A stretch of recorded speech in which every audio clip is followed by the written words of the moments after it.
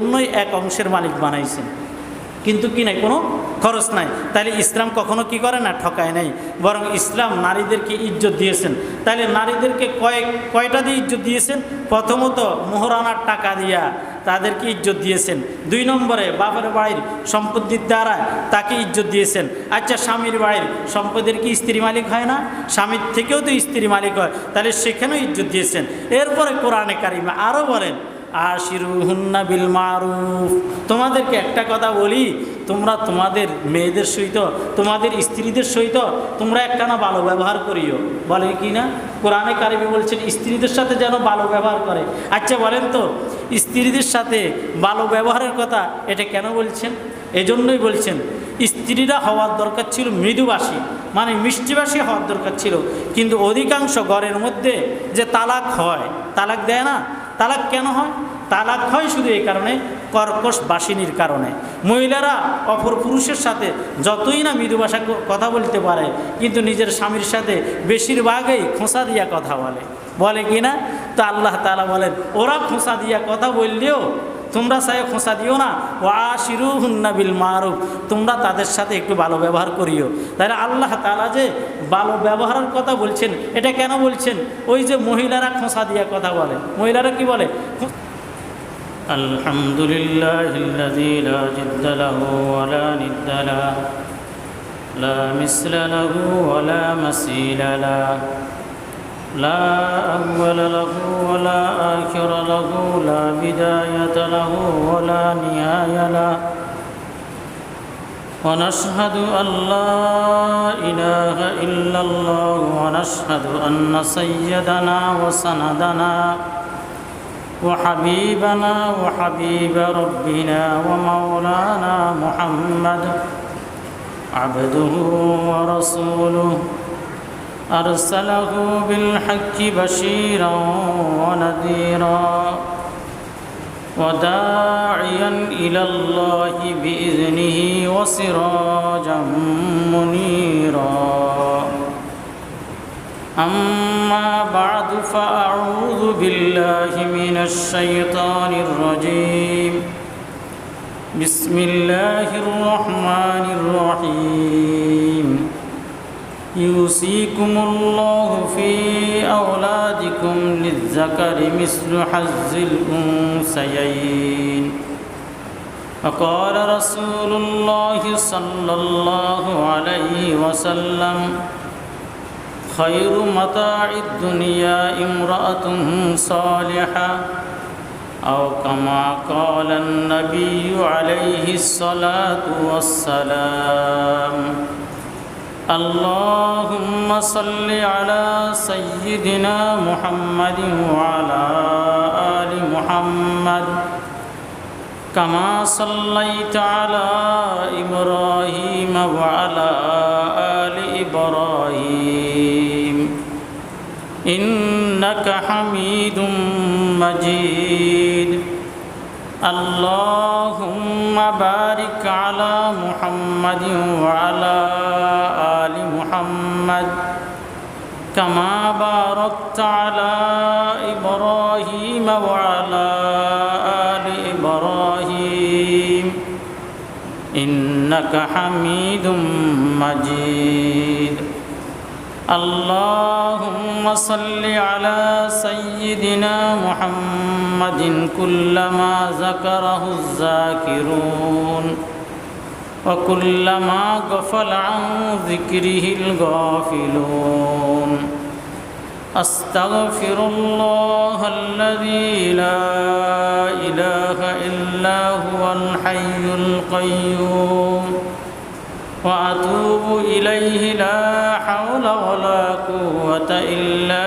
بالله العلي العظيم أستغفر الله الذي لا إله إلا هو الحي القيوم وأتوب إليه لا حول ولا قوة إلا بالله العلي العظيم মুআজ্জাজ মুহতারাম মুরব্বিয়ান আযম আজিজ তলাবায়ে মাদ্রাসায়ে দারুল উলুম আল্লাহ তাআলার অসংখ্য অগণিত শুকর আদায় করি যে আল্লাহ তাআলা আমাদের সকলকে দারুল উলুমের নিসবতে দারুল উলুম মাদ্রাসা মসজিদে জুমার নামাজ আদায়ের লক্ষ্যে আসার এবং বসার তৌফিক দান করেছেন। রব্বে কারীমের শুকর আদায় করি আলহামদুলিল্লাহ। পৃথিবীতে আল্লাহ তাআলা 18,000 প্রকারের মাখলুকাতকে পাঠিয়েছেন। সমস্ত মাখলুকাতকে আমাদের দেখার সৌভাগ্য হয় নাই এবং সমস্ত মাখলুকাতকে যদি আমরা কিয়ামত পর্যন্ত যদি হায়াত পাই 18,000 রকমের মাখলুকাত দেখা আমাদের দ্বারা সম্ভব হবে না। কারণ মাখলুকাতের মধ্যে বহু মাখলুকাত আছে আটলান্টিক মহাসাগরের অতল তলে, একবারে গভীর সমুদ্রে, যে গভীর সমুদ্রে ডুবুরিরা যাইতে অনেক সময় সক্ষম হয় নাই। গত কয়েক বছর আগে টাইটানিক জাহাজ যেখানে ধ্বংস হয়েছিল এখানকে দেখার জন্য পাকিস্তান থেকে 2 জন সহ 4 জন লোক টাইটান নামক একটা যন্ত্র নিয়ে তলদেশে গেছেন। সেখানে যায় টাইটান ধ্বংস হয়ে তারা মারা গেছে। সমুদ্রের তলদেশে কত হাজার রকমের মাখলুকাত আছে, এটা আমাদের দেখা আমাদের দ্বারা সম্ভব নয় এবং আমরা দেখতেও পারবো না। এজন্যই যে 18,000 প্রকারের মাখলুকাত যা আছে সমুদ্রের তলদেশে, এটা আব্দুর রহিম দিচ্ছে, এই মাখলুকাতগুলা দেখা এটা আমাদের দ্বারা কি নয়, সম্ভব নয়। মাখলুকাতের মধ্যে যত মানুষ সহ যত পশু পাখি আল্লাহ তাআলা বানাইছেন, এক একটা তিমি মাছকে যদি আপনারা দেখেন, এক একটা তিমি মাছের পেট অনেক বড়, তার দৈর্ঘ্য প্রস্থ অনেক বড়। সমুদ্রের মধ্যে চিংড়ি মাছ আছে, এই চিংড়ি মাছ এটা পর্যন্ত অনেক সময় খাদ্যের জাহাজকে আটকায় ফেলে। চিংড়ি মাছ এটা জাহাজকে আটকায় ফেলে, তাদের খাবার দিলে তারপরে তারা ছাড়ে।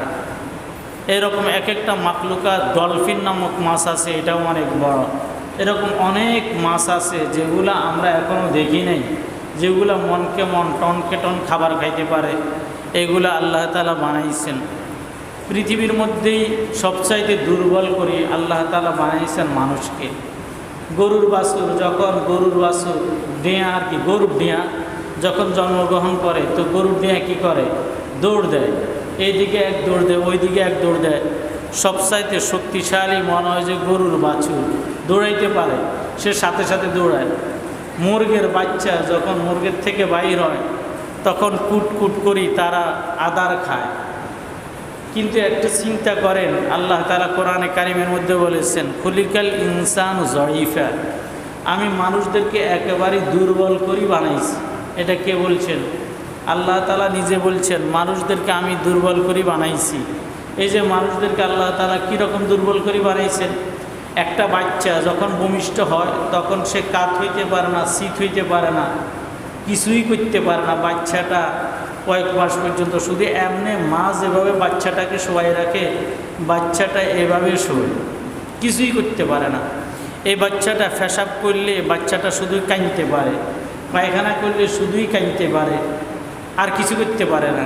পেশাব করছে এই কথা মাকে বলতে পারে না, পায়খানা করছে এটা মাকে বলতে পারে না। এটা 1 দিন 2 দিন নেই না, 1-2 দিন না, 1 বছর 1.5 বছর 2 বছর পর্যন্ত কোনো বাচ্চা তার মাকে তার সাহাত, তার প্রয়োজনীয়তা এটা বলতে পারে না। পেটে কামড়াইলেও বলতে পারে না, ক্ষুধা লাগলেও বলতে পারে না, মানে কোনো কিছুই বুঝাইতে পারে না, শুধু কাঁদে। একটাই ভাষা আছে, শুধু কাঁদা, এই ছাড়া বাচ্চার কোনো কি নাই, ভাষা নাই। এরপরে 1 বছর 2 বছর 4 বছর হইলে এরপরে এই 4 বছর পর্যন্ত মা লালন পালন করে। একটা বাচ্চা পায়খানা করলেও 4 বছর বয়সে বাচ্চার পায়খানা পরিষ্কার মা করে, তার পায়খানা পরিষ্কার তাকে হোঁসাই দেওয়া, যেটা নোয়াখালীর ভাষা বলে পানি খরচ করা, এটাও মাই করতে হয়। এত দুর্বল। 7 বছর বয়সে যায় মক্তবে বা মাদ্রাসায় তাকে পাঠায়, এরপরে আলিফ বা তা সা সরে এগুলো শিখে, কিছু কিছু বুঝ হয়। এরপরে অনেক সময় কেউ মারলে শুধুই যায় মার কাছে কানি দেয়, মাদ্রাসা স্কুলে কে মারছে এটা বলতে পারে না। প্রায় দিন বিচার আসে, হুজুর আমার বাচ্চাটা জুতা হারাই গেছে, তো বাচ্চার জিজ্ঞাসা করি তোর জুতা নিচে কে, কইতে পারে না। এই যে মাদ্রাসায় পড়ে জুতা নিচে কে এটা বলতে পারে না। হেফজখানা পড়ে অন্তত 7 বছর 8 বছর পরে 10 বছর পরে বাচ্চা হেফজখানা পড়ে, হেফজখানার বাচ্চা তার গেঞ্জি হারায়, তার লুঙ্গি হারায়, বলতে পারে না। একটার সাথে পরিবর্তন হয় আর কি। এই যে পরিবর্তন হইল, এটাকে পর্যন্ত সে বাছাই করে নেওয়ার যোগ্যতা রাখে না। এটা তো হইল শিশুকালের একটা বয়সের কথা বললাম। এরপরে যখন 40 বছর বয়স হয়, মাঝখান দিয়ে একটু নাচানাচি কুদাকুদি করে, কখনো গ্যাংস্টার, কখনো বা বিভিন্ন দলের নাম বলে, কখনো বা কিশোর গ্যাং, বিভিন্ন নাম আছে না যুবকদের, এই সমস্ত শক্তিগুলো দেখায় 40 পর্যন্ত। 40-এর পরে কি হয়? 40-এর পরেই 40-এর দোকান, চোখের মধ্যে ঝাপসা দেখে কিনা দেখে, হাঁটতে চলতে ফিরতে, খাওয়া দাওয়া, সাবধানতা শুরু হয়ে গেছে। প্রেশার, কখনো প্রেশারের রোগ দেখা যায়, কখনো ডায়াবেটিস নামক রোগ দেখা যায় কিনা, সবগুলাই তার 40-এর পরে অসুস্থতা দেখা দেয়, বিভিন্ন রোগ দেখা দেয়। এরপরে কিছুদিন পরে 60 বছর বয়স হইলে ইন্তেকালের সময় গনিয়ে আসে। 60 বছর পরে সাধারণত মানুষের মৃত্যুর জন্য প্রস্তুত হয়ে যায়, হয় কি না? দাঁড়ি পাকে, চুল পাকে, এগুলা নিয়েই তার চিন্তাধারা চেতনা চলে। যাই হোক, আল্লাহ তাআলা যত মাখলুকাতকে বানাইছেন, সবার রিজিকের জিম্মাদারি আল্লাহ তাআলা নিয়েছেন, মানুষের রিজিকের জিম্মাদারিও আল্লাহ তাআলা নিয়েছেন। সুতরাং মানুষকে এত পেরেশানি হওয়ার কিছু নেই। যার রিজিকে যতটুক আসবে সে ততটুক পাইবে। এরপরে আল্লাহ তাআলা কিছু ফর্মুলা দিয়ে দিয়েছেন, এই ফর্মুলাতে চললে তোমার রিজিকের মধ্যে বরকত আসবে, ফর্মুলার বাইরে চলবা তো তোমার ধরা খাইবা। বর্তমান শক্তিধর রাষ্ট্রের মধ্যে, পৃথিবীর মধ্যেই একটা রাষ্ট্র আছে যার নাম কি? ইসরায়েল। পৃথিবীর মধ্যে একটা শক্তিধর রাষ্ট্র, যাদের ব্যাপারে কোরআনে কারিমের মধ্যে আছেন এরা গজবের জাতি, এরা ধ্বংসের জাতি। পৃথিবীর মধ্যে এদের কোনো স্থায়ী কোনো জায়গা হবে না, কিয়ামত পর্যন্ত এদের পৃথিবীর মধ্যে কোনো স্থায়ী জায়গা হবে না। এরপরেও তারা শক্তিমত্তা, বুদ্ধিমত্তা অনেক কিছু দেখাইয়া ফিলিস্তিনের সাথে দীর্ঘদিন পর্যন্ত হত্যাযজ্ঞ চালাইতেছে। পৃথিবীর মানুষ দেখতেছে, পৃথিবীর মানুষ যদি সবাই একসাথে হয়ে যদি ইসরায়েলের বিরোধিতা করত, তাহলে ইসরায়েল একটা রাষ্ট্র টিকতে পারে না। একটা শিশু বাচ্চাকে পর্যন্ত তারা হত্যা করে, এটা পর্যন্ত তাদের একটু কার্পণ্যতা হয় না। ইফতারের সময় পর্যন্ত তারা বোমা মারে, তাহলে ওরা কিভাবে মানব সভ্যতা হইতে পারে? মানুষ নামে তারা কলঙ্ক একটা জাতি, ইসরায়েল জাতি। আল্লাহ তাআলা কোরআনে কারিমের মধ্যে বলে, ইয়া বানি ইসরাঈল, হে বনি ইসরাঈল, তোমরা স্মরণ করো, তোমাদেরকে আমি নিয়ামত দিয়েছি। তোমাদেরকে তো সারা বিশ্বের মধ্যে তোমাদেরকেই তো আমি নিয়ামত দিয়েছি। যত নবী আসছে সমস্ত বনি ইসরাঈলদের মধ্যে আসছে। এইটা একটা সুন্দর রাষ্ট্র ফিলিস্তিন, যেখানের মধ্যে মুসা আলাইহিসসালামের কবর, যেখানের মধ্যে সাইয়্যিদুনা ঈসা আলাইহিসসালামের কবর, যেখানের মধ্যে সাইয়্যিদুনা ইউসুফ আলাইহিসসালামের কবর, ইব্রাহিম আলাইহিসসালামের কবর, অসংখ্য নবী রাসূল এই বাইতুল মুকাদ্দাসের আশপাশের মধ্যে যাদের কবর। এরপরে এরা বোম্বিং করতে, বোম পালাইতে, এরা মানুষদেরকে হত্যা করতে, এরা এরা চিন্তাধারা করে না। সারা বিশ্বের মানুষ যখন নীরব, তখন আল্লাহ তাআলা টর্নেডো নামক, দাবানল নামক আগুনকে পাঠিয়ে দিছে। এখন শহরকে শহর, অঞ্চলকে অঞ্চল আগুনে জ্বলতেছে। এখন তারা সারা বিশ্বের মানুষের কাছে চায় যেন আগুনকে নির্বাপিত করে। আচ্ছা, এটা কি সম্ভব হবে? যদি আল্লাহ তাআলার গজব শুরু হয়, এটা কেউই নিবাতে সম্ভব হবে না, কেউ পারবে না, যতক্ষণ পর্যন্ত আল্লাহ তাআলা পক্ষ থেকে ফয়সালা না আসে। এজন্যই সবসময় আল্লাহ তাআলাকে ভয় করার দরকার। যেই কোনো বিষয়ে আল্লাহ তাআলাকে ভয় করার দরকার। কোনো ব্যক্তি নামাজ পড়ে না ব্যক্তিগতভাবে, সেই ব্যক্তি নিজে নামাজ না পড়লে নামাজের গুনাহগার হবে, তাকে এই জন্য শাস্তি পাইতে হবে। কিন্তু কোনো ব্যক্তি যদি নামাজের আয়াতগুলোকে যদি অস্বীকার করে, নামাজের আয়াতের যদি বিরোধিতা করে, কোরআনের যদি বিরোধিতা করে, তাহলে এই ব্যক্তি আল্লাহর জমিনে থাকে, আল্লাহর যদি বিরোধিতা করে, তাহলে এই ব্যক্তি কখনো প্রকৃত মুসলমান নয়, বরং এই ব্যক্তিকে সারা বিশ্বের মানুষ কাফের বলবে। যদি সারা বিশ্বের মানুষ যদি এই ব্যক্তির এই কথার যদি বিরুদ্ধাচারণ না করে, আল্লাহর জমিনে যদি এই ব্যক্তির যদি সঠিক বিচার যদি না হয়, তো আল্লাহ তাআলার গজব তাকে পাকড়াও করিবে। মানুষের উপর আল্লাহ তাআলা ছেড়ে দিয়েছেন, দেশকে আল্লাহ তাআলা রাখছেন, সমাজ রাখছেন, সমাজপতি রাখছেন, বিধান রাখছেন। সবগুলো বিধানগুলো যদি মানুষ যদি যথারীতিভাবে যদি আদায় করে, তাহলে কোনো অসুবিধা নাই। কিন্তু যদি মানুষ যদি সুন্দরভাবে যদি না চলে, আল্লাহর বিধানের যদি বিরুদ্ধাচারণ করে, তখন আল্লাহ তাআলা ওই সমাজকে আল্লাহ তাআলা গজব দ্বারা ধ্বংস করে দেন। এজন্যই মানুষকে কি করতে হবে? মানুষকে অন্তত এতটুকু করতে হবে, আমি কিছু করতে পারি না, আমি ক্ষমতার মালিক নয়, রাষ্ট্র ক্ষমতার মালিক, আমি অন্তত এতটুকু করতে হবে যে মানুষ যখন আল্লাহর বিধানের বিরুদ্ধাচারণ করে আমি আল্লাহর বিধানের বিরুদ্ধাচারণ করব না, এতটুকু আমার কাজ। আর আল্লাহর কাছে দোয়া করবো, আল্লাহ মালাউনদের সাথে আমি নাই, আল্লাহ যারা তোমার আইনের বিরুদ্ধাচারণ করে আল্লাহ আমি তাদের সাথে নাই আল্লাহ। তবে আমি ক্ষমতার অধিকারী নয়, আমি শক্তির অধিকারী নয়, আমি ক্ষমতার কোনো যোগ্যতাই রাখি না, বরং কোনো ব্যক্তি এরকম ক্ষমতাকে হাতে নিতেও পারে না। যেখানে একটা রাষ্ট্র সুন্দর, যদি কোনো রাষ্ট্র থাকে যেখানে রাষ্ট্র সুন্দরভাবে পরিচালনা করে, যেখানে সৈন্য সামন্ত আছে, সেখানে রাষ্ট্রের কাছে আবেদন করা একজন মুসলমানদের দায়িত্ব, কিন্তু আইন হাতে তুলে নেওয়া এটা মুসলমানের দায়িত্ব না। এই কথা আমাকে মনে করতে হবে, এই কথা কি করতে হবে? আমাকে মনে করতে হবে। তো এই জন্যই দেখেন আল্লাহ তাআলা পুরুষদেরকেও আল্লাহ তাআলা বানাইছেন, মহিলাদেরকেও আল্লাহ তাআলা বানাইছেন। বরং আশ্চর্য হবেন এই কথা, কোরআনে কারিমের আপনাদের সামনে আমি 11 নম্বর আয়াত তেলাওয়াত করেছি, সূরা নিসার 11 নম্বর আয়াত তেলাওয়াত করেছি। তো এইখানেই যে সূরা নিসা, যে সূরাটা, এই সূরার নাম হলো সূরা নিসা। নিসা মানে কি? নিসা মানে হলো মহিলা। এই একটা সূরা পুরা কোরআনে কারিমের মধ্যে আর রিজাল নামক কোনো সূরা নাই, অর্থাৎ পুরুষ নামক কোনো সূরা নাই, কিন্তু কোরআনে কারিমে মহিলা নামক একটা কি আছে? সূরা আছে। তাহলে স্বতন্ত্র একটা সূরা আল্লাহ তাআলা মহিলা নামক করেছেন। এই জন্যই যে মহিলাদেরকেই অতীতে ইসলামের আগে মহিলাদেরকে মানুষ মনে করতো না, মহিলাদেরকে মানুষ মনে করতো না। আরবদের মধ্যে প্রথা ছিল যে আরবদের মধ্যে কারো যদি কন্যা সন্তান যদি জীবিত, কোনো কন্যা সন্তান যদি ভূমিষ্ঠ হইতো তখন এরা লজ্জা মনে করত। আপনারা এটা সকলেই জানেন। আমার কাকা মাওলানা আব্দুল মালিক সাহেব আমাদের ভুইয়াবাড়ি মসজিদে বারবার বয়ান করতেন। দেহিয়া কালবির ঘটনা ওনার মুখে কয়েকবার শুনছি। একে একে সে তার কয়েকটা মেয়েকে জীবিতভাবে কবর দিয়ে দিছে। এটা সবাই জানে। ওরা কন্যা সন্তান জন্মগ্রহণ করাকে লজ্জাকর মনে করতেন আরবের মধ্যে। এবং আরবের মধ্যে কয়েকটা প্রথা ছিল মহিলাদের বিষয়ে, যেটা বড় মারাত্মক। আরেকটা প্রথা ছিল, যদি কোনো মহিলার যদি স্বামী মারা যাইত, তো স্বামী মারা যাইলে এই মহিলার দুই অবস্থা। প্রথম অবস্থা হইল মহিলাকে একটা বন্ধ কুঠুরি রুমে, আমাদের দেশে যেরকম জেলখানা এরকম বন্ধ একটা রুমের মধ্যে ঢুকাইতেন, অন্ধকার রুমে রাখি দিতেন 2 বছর পর্যন্ত, যেখানের মধ্যে তার খাওয়া দাওয়া ঠিকমতো দিতেন না। এবং পবিত্র হওয়ার জন্য নাফাকি নির্গত হলে পায়খানা পেশাব করলে পানি যে ব্যবহার করবে এটার জন্যই ওই রকম পানি তাকে দিতে না। যেটা আমরা বর্তমান সময়ে যেটা আলোচিত হইতেছে বারবার, আয়নাঘর।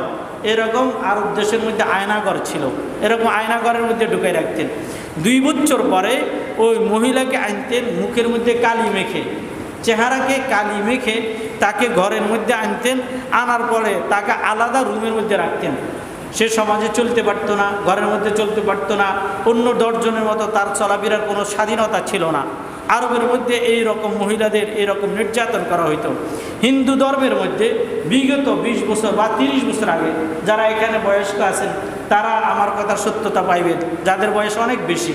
আমরা শুনছি, আমরা দেখি নেই, এখনও ইতিহাসের মধ্যে পর্যালোচনা করলে দেখি আরবের মধ্যে হিন্দুদের মধ্যে প্রথা হইল, কোনো ব্যক্তির যদি স্বামী মারা যায়, কোনো হিন্দুর যদি স্বামী মারা যায় তখন হিন্দু মহিলা চিতার মধ্যে জ্বলতে হইত, তার স্বামীর সাথেই চিতার মধ্যে তাকে জ্বলতে হইতো। তাহলে হিন্দুর মধ্যেও মহিলাদের কোনো অধিকার ছিল না।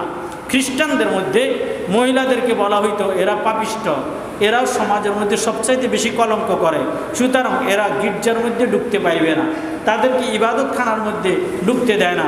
ইহুদিরাও মহিলাদেরকে কলঙ্কের মনে করে, এরা মহিলাদেরকে আল্লাহর পক্ষ থেকে গজব মনে করে, এরাও তাদের অধিকারকে দিত না।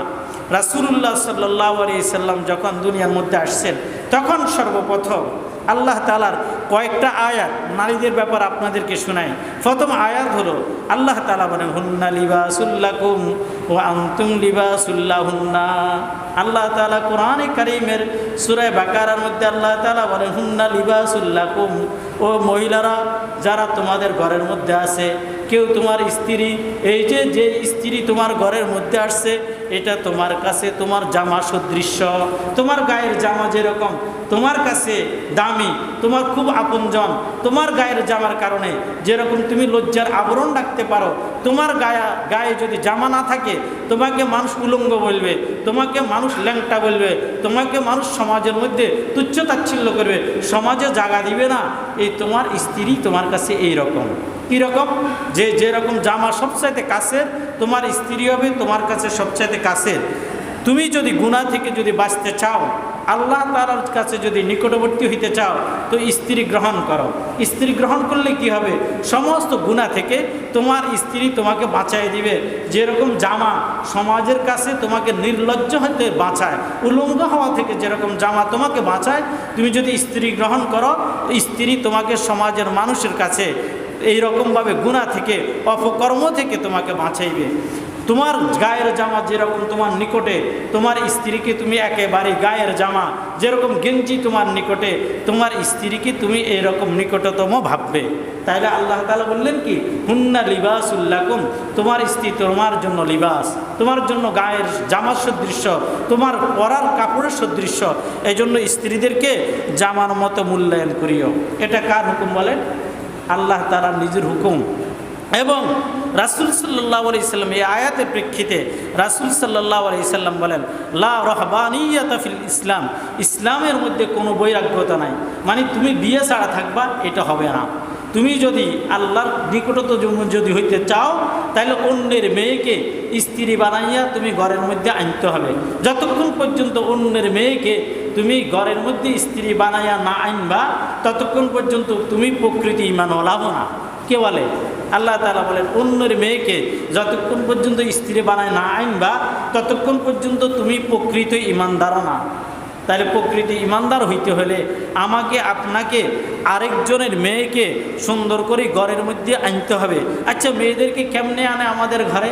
প্রথম যদি আনতে হয়, তো আনতে হইলে একটা মেয়েকে সুন্দরভাবে মেয়ের বাবার মাধ্যমে, মেয়ের গার্জিয়ানের মাধ্যমে প্রস্তাব দিতে হয়। প্রস্তাব না দিলে কে কি মেয়ে বিয়ে দেয়? দেয় না। আচ্ছা, যদি সমান অধিকারের কথা যদি বলে যে মেয়েদেরকে সমান অধিকার দিতে হবে, তাইলে মেয়ের বাবারা ছেলেদের বাড়িতে যাইয়া ছেলের বাবাকে বলবে, আমার মাইয়াটা আপনার ছেলের কাছে বিয়ে দিতে চাই, কি বলেন? যদি সমান অধিকার যদি বলি যে এখন যেরকম মেয়ের জন্য প্রস্তাব দেয় ছেলেরা, সমান অধিকার হইলে ছেলের জন্য মেয়েরা প্রস্তাব দিবে, মেয়ের বাবা প্রস্তাব দিবে। আচ্ছা, বিষয়টা কি সুন্দর হয়েছে নি? তাহলে সমান অধিকারের কথা বললে এখানে মেয়েদের ইজ্জত বাড়ছে না মেয়েদের ইজ্জত কমছে?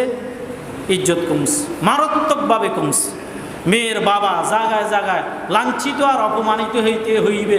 ছেলের বাবার কাছে যাইয়া প্রস্তাব দিবে, আপনার ছেলেটাকে আমার মেয়ের জন্য পছন্দ করছি, লইয়া যান। ছেলের বাবা তারা তুচ্ছ তাচ্ছিল্য করে যদি পার করিয়ে দেয় তার বাড়ির দরজা থেকে, ছেলের বাবার ইজ্জত বাড়ছে না কমছে? মেয়ের বাবার ইজ্জতটা একেবারেই কমছে না? তাহলে সমান অধিকার বলে মেয়ের ইজ্জতকে ক্ষুণ্ণ করলাম।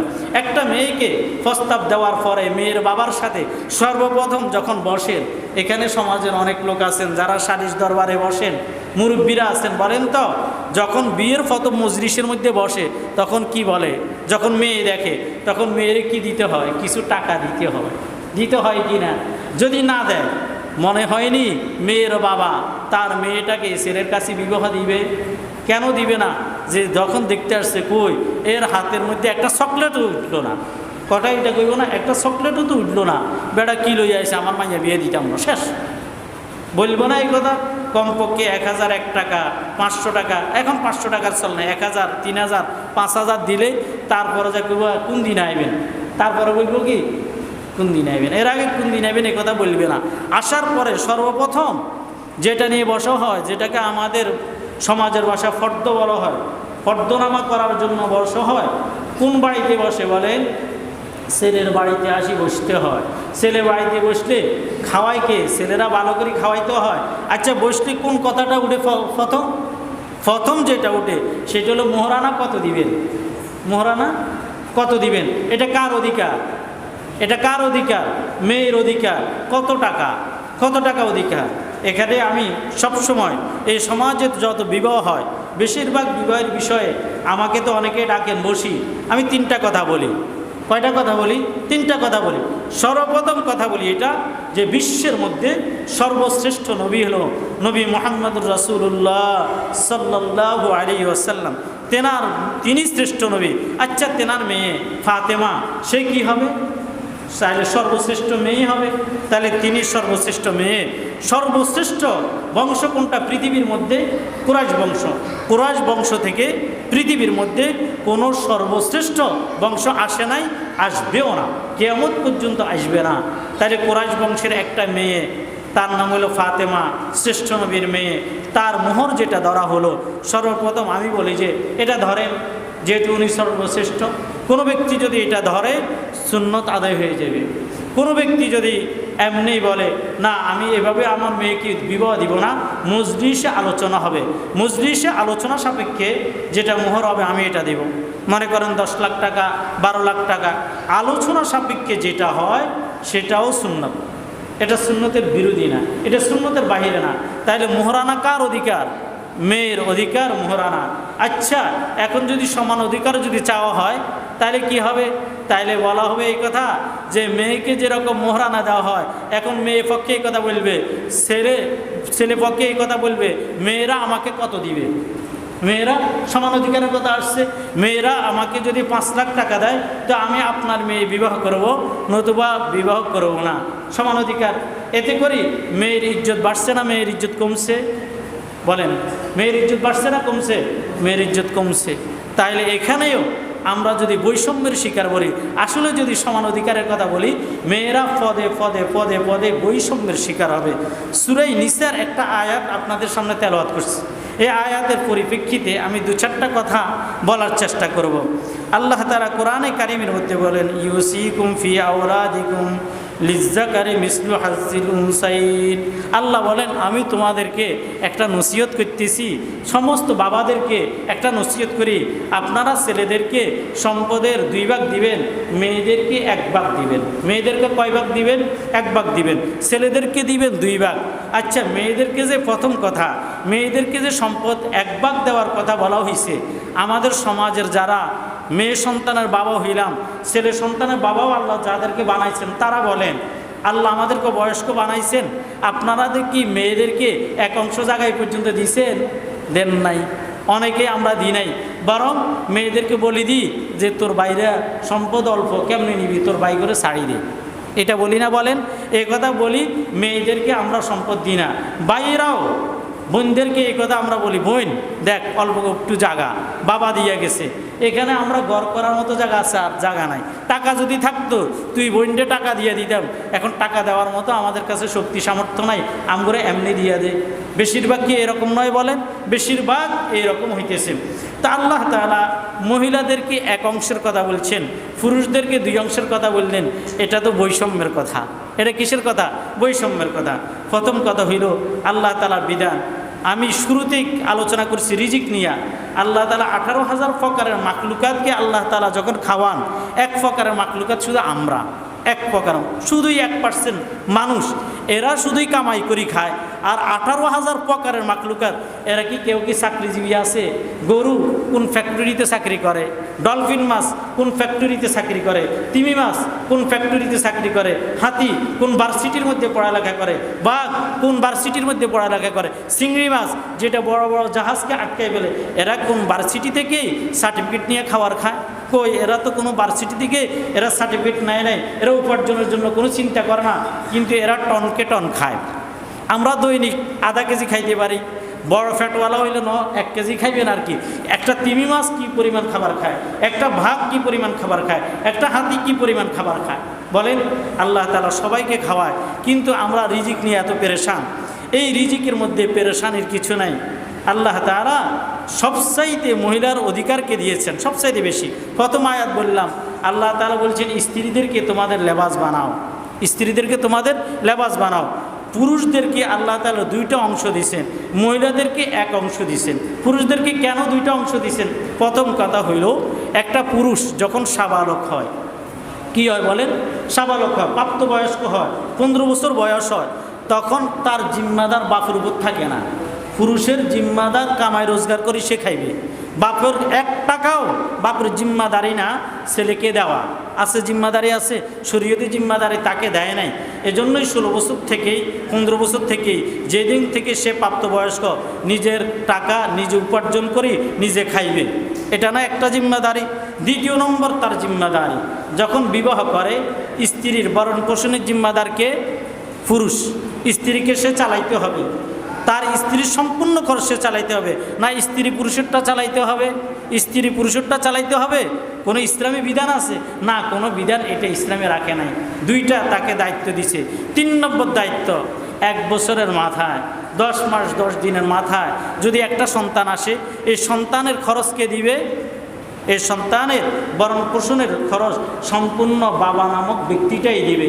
তাহলে একজন পুরুষ কমপক্ষে কয়জনের হক অধিকার? 3 জনের। নিজের সন্তান, নিজের স্ত্রী, তারপরে নিজের খরচ, এই 3টা তাকে চালাইতে হবে। তো 2 অংশ আল্লাহ তাআলা দিলেন তাকে এই খরচটা চালানোর জন্য। এই খরচ চালাইতে যাইয়া এই 2 অংশ দ্বারা কি সম্ভব হয়? কিন্তু মেয়েকে তো কারো দায়িত্ব দেয় নেই। মেয়ের সন্তানের খরচ চালানো তার দায়িত্ব না, তার দায়িত্ব তার নিজের খরচ চালানো তার দায়িত্ব না, তার বাবা মায়ের খরচ চালানো তার দায়িত্ব না। কিন্তু বহু কুরআন ও হাদিসের দ্বারা প্রমাণিত বাবা মার খরচ এটা কে চালায়? সন্তানে চালায়। যখন বার্ধক্যজনিত অবস্থার মধ্যে পড়ে তখন বাবা মার খরচ কে চালাইবে? এই সন্তানে চালাইবে। তাহলে 4টা দায়িত্ব পাইয়া যদি 2 অংশ যদি তাকে দেয়, তাহলে কোরআনে কি এইটা কি বেশি দিছে বলেন? এটা বেশি দেয় নাই। এরপরেও যদি বলে বৈষম্যের শিকার, এ কথাটা মোটেও কি নয়, ঠিক নয়। বরং ইসলাম সুষ্ঠু সুন্দর সমাধান দিয়েছে। একজন নারীকে তারে কেন 1 অংশ দিল? ওই যে নারী যেন বাপের ভাইয়ের অধিকার থেকে বঞ্চিত না হয়, এজন্য ইসলাম যেন এরকম যেন না করে। খোঁচা দিয়ে কথা বলে, কি নিয়ে লাগালাগি করে কইতে পারবেন নি? 1 বিঘত জায়গা নিয়ে লাগালাগি করে, সামান্য কথা নিয়ে লাগালাগি করে, সকাল থেকে সন্ধ্যা পর্যন্তই চলে ঝগড়া। চলে কিনা? একটা কাপড় আনছে, কথার কথা দামি কাপড় আনছে, ওই ঘরের বাবির কাপড়ের মতো সুন্দর হয় নাই। কথা বুঝেন নাই? মানে আপনি যে আপনার স্ত্রীর জন্য কাপড় আনছেন, এটা আপনার পছন্দ মতো আনছেন, দামও বেশি দিয়ে আনছেন, তবে ওই ঘরের বাবির মতো এটা সুন্দর হয় নাই। এজন্যই ঘরের মধ্যে গৃহযুদ্ধ লাগিয়ে গেছে। তা আল্লাহ তাআলা বলেন এরকম এদেরকে তো আমি বানাইছি। কোরআনে কারিমের মধ্যে বলেন যে আশিরুহুন্না বিল মারুফ, এদেরকে তো আমি বানাইছি, এদের কামই হলো খোঁচা দিয়া কথা বলা। চাইও তোমরা এদের সাথে একটু ভালো ব্যবহার করিও। হাদিসের মধ্যে আছে খুলিকা মিন জিলাইল আদম, এদেরকেই আদমের বাম পাজরের বাঁকা হাড্ডি দিয়ে বানাইছি। কি দিয়ে বানাইছি বলেন? এদেরকেই আদম আলাইহিস সালামের বাম পাজরের বাঁকা হাড্ডি দিয়ে বানাইছি। এরপরে হাদিসের মধ্যে বলেন রাসূলে ফাস্তাউসু, তোমাদেরকে একটা কথা বলি, ফাস্তাউসু, একটু বাইল দিয়ে চলিও। কি বলছে বলেন? আঙ্গুর সমাজে কয় আর কি, বাবাই দুবাই চলিও, বাইল দিয়ে চলিও, হিটের মধ্যে হাত মুছি চলিও। তাহলে এটা কার হুকুম? রাসূলে বলেন এরা বাঁকা, এদের কথাই থাকবে বাঁকা, এদের চলনও বাঁকা। তুই কি করিবা? ফাস্তাউসু, একটু হিটের মধ্যে হাত বুলে চলিও, বাইল দিয়ে চলিও। যদি ফাইজাস তাওয়াইতা, এই হাদিসের মধ্যে বলেন ফাইজাস তাওয়াইতা ফান কাসারতা, যদি মহিলাদেরকে যদি সোজা করতে যাও ফান কাসারতা, ভাঙি যাইব। কি হয়ে যাইব? ফান কাসারতা। এ যত তালাক হয় এই কারণেই হয়। পুরুষে একবারে টাইট হয়ে দাঁড়ায়, পুরো সোজা করে ছাড়ো, একবারে ফিড়ি একবারে হাফের মতো সোজা বানালাম। এই যখন একটু হাফের মতো সোজা না বানামো ফান কাসারতা, তখন তালাক হয়ে যায়। তখন কি হয়ে যায়? তালাক হয়ে যায়। তাহলে বোঝা গেল মহিলাদেরকে আল্লাহ তাআলা যেভাবে বানাইছেন, আল্লাহ তাআলা বিধান দিয়ে দিয়েছেন, এই বিধান অনুযায়ী চলবা।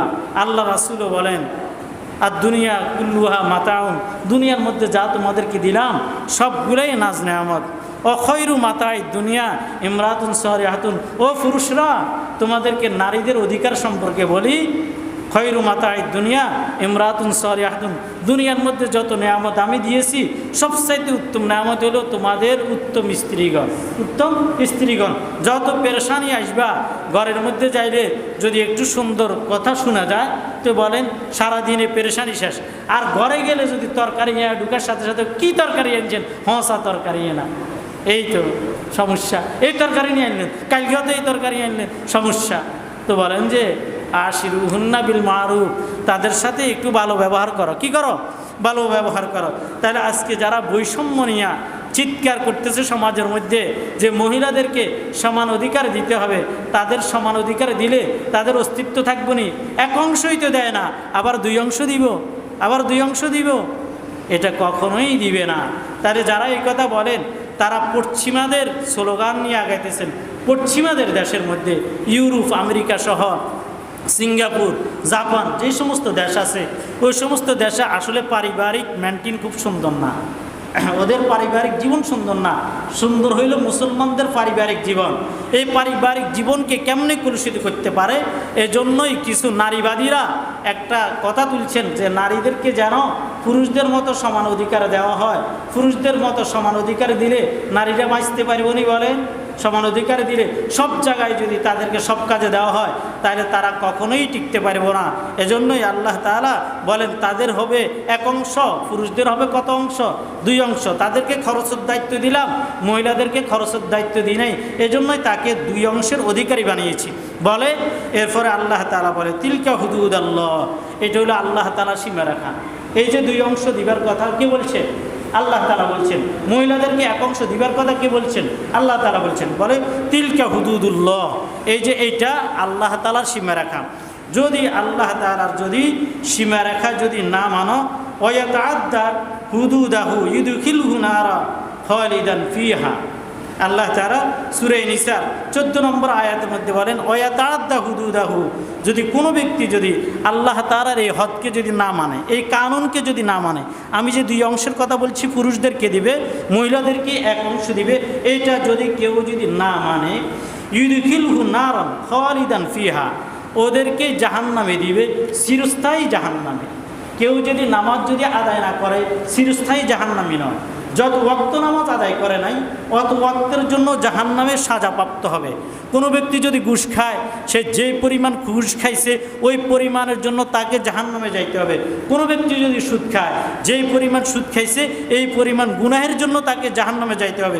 কিন্তু আমি যে বিধান দিলাম, দুই অংশ পুরুষদেরকে দিবা, মহিলাদেরকে এক অংশ দিবা, যারা এটা বিরোধিতা করিবা, বিরোধিতা করে যারা মহিলাদের সমান অধিকারের স্লোগান তুলবা, এই সময় বৈষম্যের ট্যাবলেট খাওয়াইয়া বৈষম্যের কথা বলি, নারীদেরকে দুই অংশের মালিক বানাইবা, মনে রাখিও এটা আল্লাহ তাআলা সীমা রাখা। এটা যদি না মানো তো একবারে জাহান্নামের মধ্যে চিরস্থায়ী থাকবা। কেমনে যদি না মানো? আর ওই মুসলমান তোমাদেরকে বলি, এই বিধান বাংলাদেশের মধ্যে যারা তুলছে, যারা মুখ খুলবা না, এটা মুসল্লিদেরকে বলবা না, মুসলমানদেরকে সতর্ক করবা না, সরকারকে সতর্ক করবা না। তা আমি বলি দিয়ে ইসরায়েল যেরকম ফিলিস্তিনিদের উপর হামলা করার কারণে সারা বিশ্বের মুসলমান তোমরা তাকিয়েছিলা, তোমরা যথারীতিভাবে ব্যবস্থা নেয় নাই, আর রাষ্ট্রগুলো যথারীতি ব্যবস্থা নেয় নাই। আমি দাবানল দিয়া তাদেরকে ধ্বংস করে দিতেছি। তোমরা যদি আল্লাহর বিধানের পক্ষে যদি কথা না বলো, আল্লাহর বিধানকে মানুষের সামনে যদি তুলে না ধরো, সুন্দরভাবে যদি না বুঝাও, তো তোমরা খেয়াল রাখো আমার গজব তোমাদের উপর আইসা পড়বে। শুধু যেই তোমাদেরকে চিরস্থায়ী জাহান্নাম দিব তাই নয়, বরং আমার গজব তোমাদের উপর আসবে। যতগুলা বিধান নারী সংস্কারের ব্যাপার আনছে, একটা কথা বললাম, আরেকটা কথাও বলি, এই কথা বলে আমি শেষ করে দিব। আরেকটা হলো যারা যৌনকর্মী, সমাজের মধ্যে যারা জানা বেবিচার করে, তাদেরকেই যেন শ্রমের অধিকার দেওয়া হয়। মানে শ্রমিকের যেরকম একটা মূল্যায়ন, তাদেরকেও যেন শ্রমিকের মতো মূল্যায়ন করা হয়। এই কথাটা মনে করে অন্যের মেয়ে যদি যৌনকর্মী হয়, সে যৌনকর্মী করে জানা বেবিচারি করে টাকা কামায়, আচ্ছা এতে করে আমার কি ক্ষতি? প্রথম ক্ষতি হলো দুনিয়াবিভাবে, আখেরাতের কথা পরে বললাম। কত বলে আমার ছেলে যদি জানা বেবিচারের মধ্যে যদি লিপ্ত হয়, তো আমার ছেলে কি দুশ্চরিত্র হলো না? কিসের কারণে? সরকার সার্টিফিকেট দেওয়ার কারণে আমার ছেলেটা যাইয়া জানাবে বিচারে লিপ্ত হয়। জানাবে বিচারে লিপ্ত হইলে কি হলো? এক হইলো আমার ছেলে দুশ্চরিত্র হলো, দ্বিতীয় হইলো আমার ছেলে বলবো যখন এরকম খাইতে পারি তো আর বিয়ের দরকার নেই, বিয়ের দরকার নাই। তার সমাজে বিবাহ প্রথা যেটা, এটা বিনষ্ট হবে।